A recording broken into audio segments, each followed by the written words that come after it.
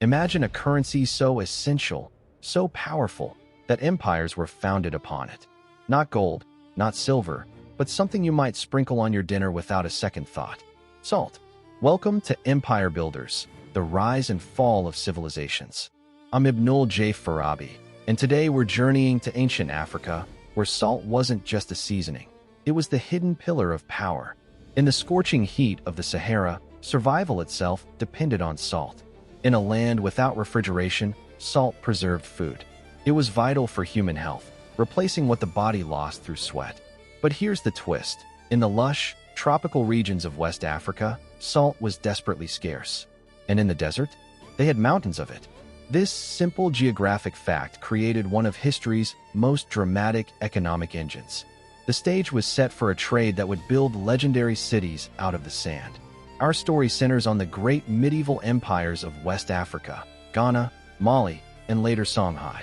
Their wealth, famously built on gold, had a secret counterpart. Picture two caravans converging. From the south, from the gold-rich forests near modern-day Ghana and Ivory Coast, came porters carrying gold dust and nuggets. From the north, crossing hundreds of miles of deadly desert on camelback, came the salt merchants from mines like Taghaza and Tawdini. They met in the bustling, sun-baked markets of cities like Timbuktu and Gao. The exchange rate was staggering. In some periods and places, pound for pound, salt was traded for its equal weight in gold. A slab of salt, cut from the desert mines, could buy a man's freedom or feed a family for months. The empire sat squarely in the middle, taxing every ounce of this trade, growing unimaginably rich and powerful by controlling the flow of this crystalline currency.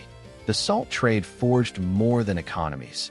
It forged connections that reshaped a continent. These trans-Saharan routes became highways of ideas, religion, and culture. Islamic scholars, following the wealth, turned Timbuktu into a center of learning, with libraries filled with manuscripts. The salt caravans, sometimes thousands of camels long, required immense organization and protection. This need for security and administration helped centralize state power, allowing emperors like Mansa Musa of Mali, still the richest person in history, to project their influence. His famous pilgrimage to Mecca, where he gave away so much gold it crashed local economies, was only possible because of the silent, steady wealth generated by the salt-for-gold exchange. But empires built on a single, fragile economic pillar are vulnerable. When European ships began sailing down the West African coast, they disrupted this ancient inland balance. They brought cheap, abundant sea salt from places like Portugal, and more importantly, they offered a direct sea route for gold.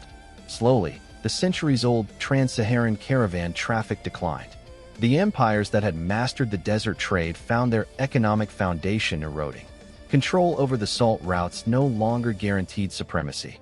It's a profound lesson in how a shift in technology and trade routes can quietly unravel a civilization, no matter how grand. Thinking about this from my apartment in New York City, I'm struck by the humility of it. We chase digital currencies and complex financial instruments. Yet the most foundational economies were built on a compound as simple as sodium chloride. It makes you look at the ordinary world differently. The empires of the Sahara understood that true power often lies not in the obviously precious, but in the fundamentally necessary. They built their glory not just on what was desired, but on what was required for life itself. This has been Empire Builders. The script was written and narrated by me, Ibnul Jaif Farabi. This episode was produced by Light Knot Studios. Find our archive and more at https://www.lightknotstudios.com. Thank you for listening.